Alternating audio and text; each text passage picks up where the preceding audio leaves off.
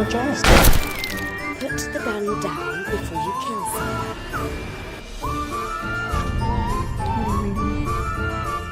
Teenage Girl's Diary.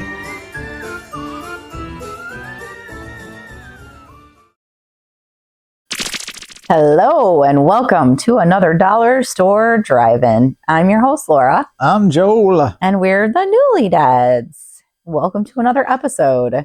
This is a half-hour chat show where me and my little significant man over here discuss a movie that we've watched. We record this out of our house.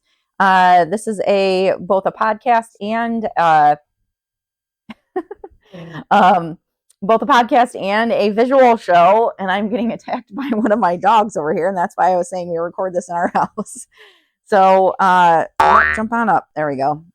Bailey's joining me and decided to give me some kisses. So this is an informal, fun show that we like to have here. This is a half-hour chat where we talk about a movie that we've watched the night before. And we've got some criteria for that. So the first thing is, I'm just all over the place today because I was just being attacked by my dog. That's right. So the criteria is that the movie that we watch has to be under $5.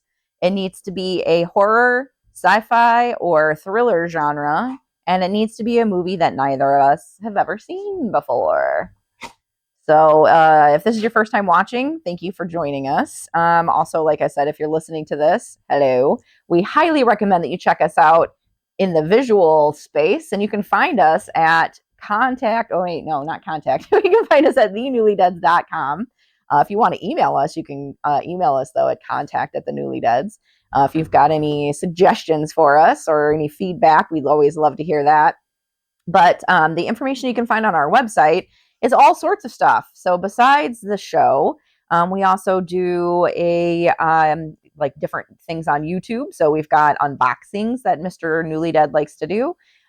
We write blog posts. So Joel does different things with his movie reviews. I do small business reviews, different things like that. On YouTube, we also do things like caffeinated reviews sometimes, on following us around. I already said unboxings, but follow us around videos, snack videos, all sorts of fun stuff. We are both creators, so we like to do different projects. Art is one of the things that we like to do, and sometimes we also vend at places. So we do have one coming up called Shopping with Serial Killers. It's at Wolf Hollow on December 14th. Yes. Yep. So you can come visit us there. We are one of like 5 or 6 vendors, I think, for that particular event. So you can come say hi and say, I watched your show. Yes, please do. I heard you on Spotify or whatever podcast. I read your blog. I read your blog. I drank the coffee you recommended. Yes. So all of those fun things. But we are here not to discuss all of the other stuff. We're here to talk about a movie that we watched. Last night we watched the movie called The Night Sitter. Ah. Yep. It's from the creator of Final Destination. See, now he wants to come see you. So why don't you help him over there? And that's where he likes to be. So The Night Sitter has a very short synopsis on the back. Are you ready for this? I'm going to try, but I've got a Bailey demanding attention. Yeah, you cannot he does. deny the king. I'm going to read the synopsis, and then we will talk a little bit about it after we watch the trailer, so that way you can see what we are also discussing. So, a con artist poses as a babysitter to steal from a wealthy occult enthusiast. One of the kids she's sitting unwittingly summons a trio of witches known as the Three Mothers. That's it. I told you it was a short synopsis. There's a couple of reviews on the back. A visually thoughtful film. Visually thoughtful. I've never heard that term. That's before. from the Hollywood News. Nerdly said it's a highly entertaining and original movie. Okay. And Love Horror said the visual style of Dario Argento is omnipresent I like that. Huh. With the use of intense, vivid lighting. I would agree with that. Can't disagree with Yeah. that. I mean, I don't know that I would go quite as far as like say Dario Argento. Suspiria level No. of color usage, but it definitely, yeah, we have thoughts on that. It was the first thing that we noticed when we were watching that. Yeah. Compared to some of the movies that we watch. Yeah. So just a real quick kind of before we get into the next part of this, a little bit of a heads up as far as what's yet to come. We decided for the month of December, we're going to do Christmas horror films for the entire month. They've already been selected. And then on the final show of December, the Christmas show, we're going to be talking about our kind of quintessential Christmas horror movies, ones that we like, ones that we recommend, ones that you may not have heard of, kind of like our Halloween Spooktacular. We're doing our Christmas Spooktacular. And so we originally were going to be doing, if you're here for the Silent Night, Bloody Night episode, that got bumped to next week because we're like, we need to do Christmas the whole month long. Actually, that got bumped to the week after next. Sorry, next week is something else. But what we didn't realize, this is a Christmas movie. It is. It takes place during Christmas time. So lo and behold, as we were watching, you know, there's Christmas lights, there's Christmas atmosphere, there's Christmas everything, and we're like, okay, I guess we're getting started early, so we didn't need to bump Silent Night, Bloody Night after all. So this doesn't have three wise men; it's got three witches, but it is a Christmas themed horror movie. Mm-hmm. So just a little teaser for what's to come. Yep. What now? So I think we're going to watch the trailer, and this week the trailer is riding a broom. Okay. Because it's witches. It is witches. Witches. They got masks and they walk around a lot and kind of witches. But yeah, they didn't ride brooms in this one anyway. No. And then or jump off roofs, or yeah, roofs. Is that the plural of roofs? Roofs. They didn't jump off a roof. Roofs. I don't think roofs is a word. I think that's a word. No. Roofs. Roofs. Right. I mean, that's how I would say it. Roofs. Roofs. They got roofs. Well, we're gonna pause for a second. We'll let you guys watch the trailer, and we'll be right back. Or listen to the trailer if you're listening. All right, bye. Who is it? I said, who is it? Hey, buddy, this is Amber. She's gonna be watching tonight, okay? Okay. I'll be home by midnight. Hey, if anything goes wrong, Amber will help. And remember what I said about my office. Strictly off limits.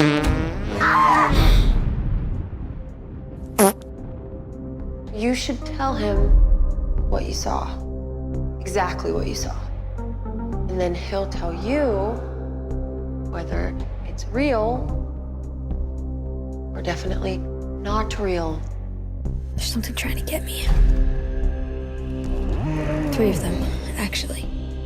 They find me in my dreams when I'm laying in bed at night. They're right inside my closet. Waiting for me. To hurt me.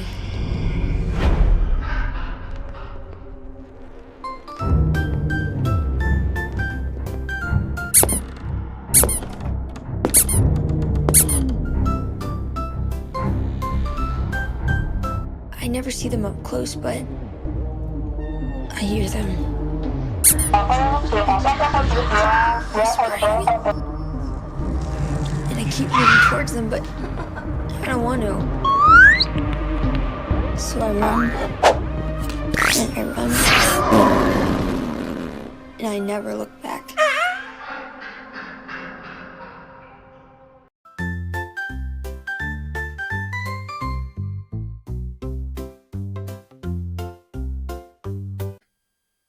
And welcome back. Hopefully you enjoyed that trailer. Bailey's happy that we're back. He's high-fiving. I tried to get him to high five before, and he's like, no, I got to see the trailer first. And then he was decided that it's okay.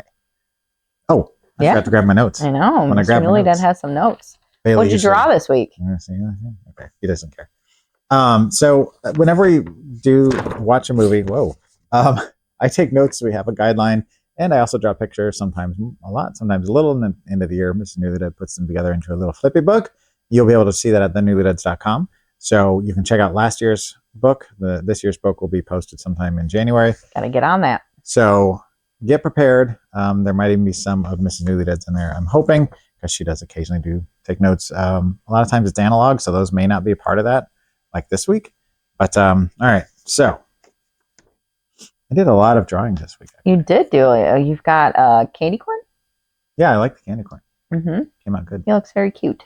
A little monster with a horn with one eye. It was the first thing. I don't know what the heck he is. Pew pew. It's a skull that's shooting pew-pews out. I don't know Mm-hmm. why he's shooting laser He looks beams out of mad. his eyes. He but looks very sus. He's like Yeah. making a face. A little dude going whoa, Well, yeah. We'll get to that. and then a pumpkin. Yeah, he's kind of a robot digital pumpkin. I If you drew a notice, pumpkin everything's too. square on him and very crisp and clean. Yeah, I drew a pumpkin too with a little witch hat on. Look at that. We're drawn pumpkins. And look, I drew the night sitter. Yep, and you drew the little sigil thing. I did drew the little sigil thing. That became part of the film. So, a lot to discuss with this film. So, first of all, The Night Sitter is from 2018, fairly recent film. Currently sitting at 4.9 out of 10 on the Internet Movie Database, and I would say that's earned. This was directed by a duo and written, writer-directors, that are known as Rollerblade Massacre. So, at the beginning of the film, it says directed and written by Rollerblade Massacre, and at the end, they even got a logo. So kind of like Broken Lizard or some of the other group directorial people. I didn't realize this when I first wrote the notes, so I had to stick it in there after the fact. But they've only done one other film so far called A Not So Pleasant Surprise and a lot of short films. And I'm going to be keeping my eyes out for these people because if this is an indicator, they might have some cool things to come. We will see. So this stars one Elise Dufour in our lead role as the babysitter, who was in a movie called Dracul. That's with a K. That makes me wonder if there was a movie like, what if Dracula was wearing shades? He's really hey, I'm Dracul. He's Dracul. Siren, which if you guys saw VHS, the original one, you may have seen the short in that with the siren that then got their own film that came out later, which I'm drawing a blank. Siren Head? Like that guy? No, you're thinking. Is that his name? The big siren guy? Is it Siren Head? I know he's a creepypasta guy. Mm-hmm. It sounds wrong. I think you're right. Anyway, no, it's about the she's kind of like a succubus. Yeah. She lures men in, and then she's like, "I like you." She They're of keeps the saying that, sea. and she just talks and says, "I like you," but she flies and has wings and is like. But she got her own movie, which didn't. They're like a do harpy. Great. Maybe a harpy is better than a succubus. Oops, sorry, that was me. I bumped my elbow, and now I think someone's at the door. And she was in something called Merry Effin' Christmas. Nice. We should watch that. It's F @ $$ ing Christmas. So that's actually how it's spelled in the thing because it's kind of a PG show. Why is Shaggy laying behind us? I don't know. He's a weirdie. This also stars Jack Champion, who was in Scream 6. Oh. Avatar: The Way of Water, Mm-hmm. and Avengers: Endgame. Now, before you run off and say, well, who was he in those movies? He was like guy in coffee shop, or man who trips over his own foot, or man who gets blown up. Yep, he's like a character in the background, but he was in some pretty big movies, so I figured you had to mention it. This also stars someone named Amber Newcomb, and I put her in because I thought her name was fun. Like Duke. Yep, I was going to say, I wonder if she's related to Duke. What a mess. She was in the 2018 movie Burnt Offerings, not to be confused with the 1981 film with Karen Black. She's done a bunch of TV and some shorts.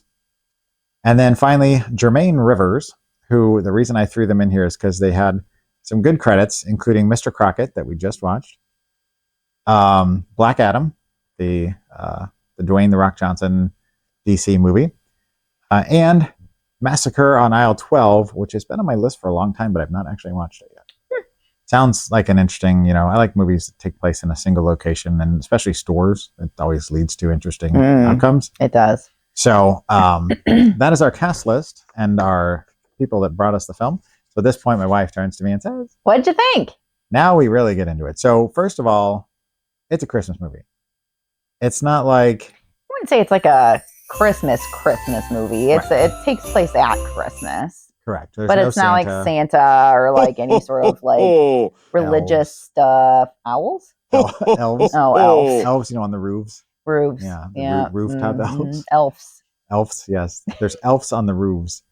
Um, yeah, none of that. But it does take place at Christmas time, so it's got a very kind of with the cinematography in this film, which is really the high point. It's got a Very warm. vibe. Yeah. Yeah, it's got a Christmas vibe. If you ever have like the big bulb Christmas lights on and you have all the lights off and that's lighting your room, that's what this feels like. Yeah. That atmosphere. It's a very dark kind of. But it's like I want to say California or something because it was like warm. Yeah, they weren't dressed in like heavy coats and stuff like that. It was light gear and or no jacket at all. Yeah. So yeah, and like the neighbor was like hanging out in his garage a lot. Yeah, and the neighbor that we'll get to the other neighbor later, but he's outside in just a bathrobe. I mean, he's got pajamas on, but he's just got a bathrobe on so it's not cold, but it's definitely Yule themed. Yes. Like I said, it's got a warm color palette. The cinematography just really, I keep talking about it, but it's great. Caught me off guard. It's refreshing when you're watching a lot of movies that are not really high budget. Is that a good way to put it? Like Covenant from 2018 that we just watched, where there was not really any cinematography. Right. Like the sound quality is great on it. The visual, like picture, like everything is crisp, clean, clear, very good. Lighting, like they did a great job with the cinematography. Yeah. That is the one thing that I would give it like many, many stars for. And because of that, I added an extra section a little later on in my notes, but I'll jump to it now because we're talking about it. This was the cinematography in this film was done by Scotty G. Field. We never talk about cinematographers on this show. Not that we don't notice it or don't care. We kind of it makes the movie sometimes. Study the whole gamut of everybody involved. But yeah, sometimes it can make or break a movie. They also did something called Where the Devil Dwells. That's the only other full-length movie they've done, which I'm inclined to maybe want to check it out at some point. And they did one of the short films in Fun Size Horror Volume 1, which I've heard about for years, never watched. It's a short little bite-sized anthology. Like, I don't know if I think it's related to Halloween, because when they say bite-sized, they're meaning like little candies. But they did one of those for the cinematography. And then I love little tiny anthologies, like those 1 minute horrors. Have you ever watched those? Yeah. And then they did the A to Z's of Death. The ABCs of Death. Yeah. Part 1 and 2. I saw the first one and it was it's almost a little too, for like a 2-hour movie. It's a little fast. After a while, you're like, okay, I need something. Give me a little bit more. But yeah. I've heard good things about this. So again, based on just his cinematography alone, it's something maybe to check out. This was leaps and bounds kind of above what we've seen in the recent films that we've gone through. And so the basic premise is that a babysitter gets called to a kind of a rich guy's house. He is a wannabe paranormal investigator. He's got a whole room full of like cursed objects. Think like Zach Bagans' back closet sort of thing. And he is kind of like douchey. Yes, he's very much a Zach Bagans-esque guy, but without the shows. Like he's trying to get a show, but he doesn't actually. He had a pilot. Yeah. So like he invites her over to babysit because he's going on a date because like his wife died or whatever. A year ago. Yeah. And he's like, I'm going on a date. And he's all, I don't know, just weird about it. And then he's like, oh, oops, I forgot I left this on. And it's his trailer that is playing in the living room. And so he like forces her to watch this trailer of him being like, like ghost hunting, looking for artifacts and stuff, and it's cheesy, but the green lighting sort of effect where it looks like the lights are off and they've got the night vision and all that, right? And the kid even says so. He's like, did you watch my dad's trailer? He's like, he says that it's really high quality, whatever, I forget the word that he used, but it's just like he clearly is trying to push this on everybody and nobody really wants it. And he confesses to her right before that he and his girlfriend leave that he's never actually had any sort of paranormal experience. Like he's in all those years of trying to have something, he's never seen a ghost. He's never had any sort of like weird phenomenon. He's just out there trying to get it. And so he's like kind of thirsty for it. Yeah. Like he's asking for it. Yeah. And right there, you kind of get this foreshadowing that stuff's about to hit the fan. And so you kind of assume at some point he'll be involved, which he is. But so the other thing that's a little weird about this is that when the guy's girlfriend shows up and they decide that they're, going to head out, her kid stays. So this babysitter is there not only to babysit his kid, She drops her kid off. Who's this little like turd burglar? Rodney or something? Turd or bucket. I don't know what you want to call Randy? him. Ronnie. Ronnie. Yeah, it's That's right. Ronald, but he goes by Ronnie. He's like, don't call me Ronald. Yeah. He He, seems fine at first, but not. he's got impulse control issues apparently, or something. I forget how she Yeah. defines it. And he can't say I love you or whatever. So it's like, X marks the spot. yeah. And I don't know. They're not great parents, and the kids are not that young. Like the main guy's son is probably like 11 8 or 9, yeah. 10, maybe. He 10. might be 11, but I'm guessing like 8 or 9. And Ronnie is probably like a year or two younger. Yeah. So I'd say they're probably like same age, you think? 11. Because the one kid is like really tall and the other kid's kind of short and they look like they're maybe a little different, but I could be wrong. So Ronnie inadvertently unleashes the 3 witches because he breaks into the room. Meanwhile, we find out that the babysitter is going to rob the house with her friends that are on their way over to help out. And needless to say, they fight for their lives to, survive the night.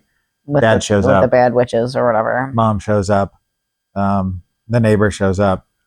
Yep. And it gets bigger and bigger, so there's more of a body count, but it makes sense in terms of the storytelling. It's got a good soundtrack. That was another thing that I noticed that I really enjoyed. The only thing that we really were not happy about is that they have a dog, and the dog doesn't make it. Well, and they also don't have any problem being mean to kids. Yeah. Don't spoil it. We've talked we want about people this to watch a lot. About, there's 2 rules in horror typically, which is you don't hurt animals and you don't hurt kids. They wrote both the rules in this, and the thing that they did to a child, and we won't tell if it's one of the kids that's being babysat or another kid that shows up, is pretty like ballsy. Like they show it. Yeah. They're not like pulling punches and like you hear a scream in the background. They're like, Like in Ready or Not. here's this. And I'm like, yeah, it's full on, full display. Yeah, it was not, it was surprising. The neighbor who she was mentioning in the garage has a poster on his wall for a band called the Hex Dispensers, which I thought was cool. So I looked it up to see if it was a real band, and we went down this whole like rabbit hole that this is one guy. It's a real band. He does soundtracks, and he's done Scare Package, which we saw that Joe Bob is in, and Darcy. And he did The Pale Door that we reviewed in a very early episode of the show when we jumped on to our first network. Yep. So weird connection. I wrote Bubes, BEWBS, because boobs. that happened. Then, I mean, there weren't like naked boobs, right? Oh no, there was naked boobs. Yeah, I forgot. It's not often in these movies that we see that, but in this one they actually did. So one of the things that we have to mention, despite my kind of glowing commentary so far, what happened to you? I fell asleep. I don't think it's the movie's fault. No, I was just very tired. She's recovering like from always. an illness, and it's early mornings, late days lately for both of us. But I ended up rewinding the ending again, and you did end up seeing the last like 10 minutes of it. And I don't want to spoil it, but I got to say something about it because the way it ends, I'm kind of glad we had to rewind it because I went, wait, what? Because they just come to this kind of like, zip, everything's done. Go look after your mother and sister. Where are you going? I'm gonna finish this. And I felt like they cheated us, the audience, from a worthwhile, like it works in the story, like it makes sense, but it feels unsatisfactory. Yeah. And they kind of left it open. Potentially there could be a sequel. I don't know why there would be, but theoretically it could happen based on how it ends. And I have a little bit of a problem with the main antagonist because as much as everything looked really great in this film, I felt like they were kind of like an afterthought. Yeah, kind of subpar. Like it was an idea that they had and then they couldn't quite execute it. So they needed maybe a better effects person. Yeah, that's a good way to put it. Execute being the key word here. So, any other thoughts on The Night Sitter? No, I mean, I'm never really a huge fan of like evil witches, because of reasons.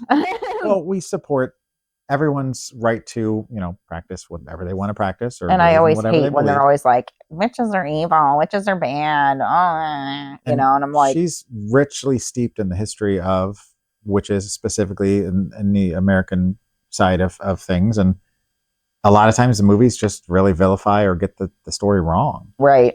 Like, for example, did they ever burn witches in No. Salem? No. Mm-mm. But in this movie, what Yeah. do they say? Yeah. Yeah, they burned one.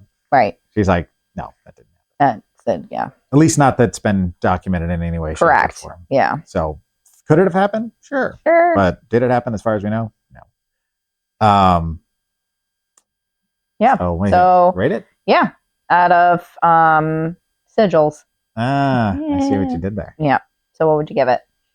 So I mean, if it's not very clear, I enjoyed this. I felt like it had a little bit of shortcomings, but overall, well worth a watch if you have the time and you want something a little bit in the holiday spirit. So I end up with a 3 out of 5, which I thought about going higher, but the ending kind of. Yeah. I gave it a 3 also. I was going to give it a 2 because I fell asleep and then I started thinking about it and I was like, well, it's not its fault. No. Because I was going to give it a 3 and then I was like, well, I need to take a point away because I fell asleep. But you said it was a little bit slow for your taste in some spots. yeah, I thought it kind of meandered a little bit, but it's fair. Yeah. But the characters were engaging. That it was entertaining. It was likable, pretty unlikable. Yeah. So. Yeah. Awesome. Well, good. That was a good movie. We highly recommend you watching it. At least easy once. to find. Yeah, easy to find too. It is on Tubi, of course, because Tubi has just about everything that we watch, and some other sites. But you can also find it at the Dollar Tree, which is where we picked this up. Dollar Tree. $1.25. All right. So what are we watching? Oh wait. If you don't want to watch this movie, what do you recommend? So I forgot again. Should I blow it up or keep it? It's up to you. So originally, I was thinking about going with the Christmas theme, and I thought about recommending Better Watch Out, but that movie there's no supernatural elements, and so I'm like, it's not really a good analog to this. Yeah. So I switched my gears halfway through the movie, and I went with 2017's The Babysitter. The first film that kind of introduced us to Samara Weaving has a sequel, but the first one is about a kid who is being babysat by Samara Weaving, and he wakes up and finds out that her and her friends are all occultists, and they are trying to summon some sort of demonic power to give them all powers or something like that, if I remember right. So it's kind of a reverse of this, where instead of the kids opening a door to things and the babysitter having to save the day, in this case the kid opens the door and finds out that the babysitter is the one that's trying to murder everybody. It's a really, really fun film. It's easy to track down. It's readily available, and if you haven't seen it, that is an excellent movie. The sequel is decent.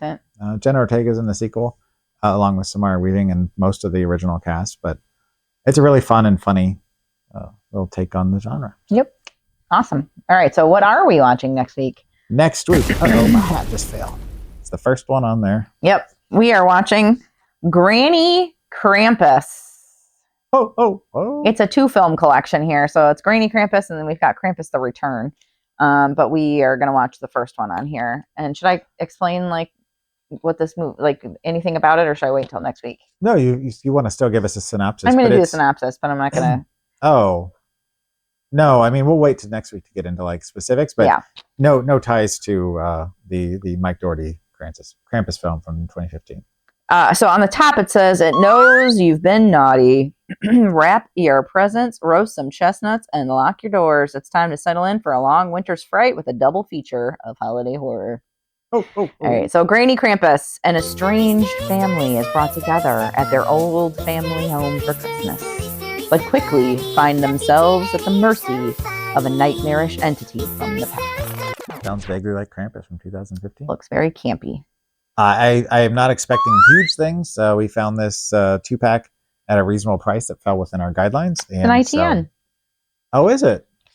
Oh, well, we haven't watched an ITN in quite a while. So going back to the well, as it were. Now we're going back to our roots. Roots, there it is. Wait, no, that's not the right thing. Roofs, there it is. There we go. Roots, there it is. Roofs. All right. Well, again, I am going to plug our website. Sorry. That's all right. Yeah. If you want to find us, you can find us at thenewlydeads.com. We're also on social media at Facebook. And you can find us at the Newlydeads. And then on Instagram, YouTube, and TikTok. Although we're not on there as much. but Maybe we are we'll there. change that eventually. Just need to get my gears in Poo-poo motion. together. My poop together. Get your poop in a group, as my friend says. Yeah, exactly. But yeah, Facebook, we're on there all the time. So that is the best way to find out what's going on and to reach us. Mhm. And You can find our YouTube videos and all sorts of stuff on there too. yep, that and YouTube are the main places to find us, other than our networks that we're on for this show, which you'll find Many on the of them. Facebook page. So Yep, and on YouTube or on our website and on YouTube actually too. and on YouTube. All All right. those places. Who knew? Well, thank you very much for watching, and until next week. Keep it cheap and creepy and ho ho ho ho. P. Oh. Bye.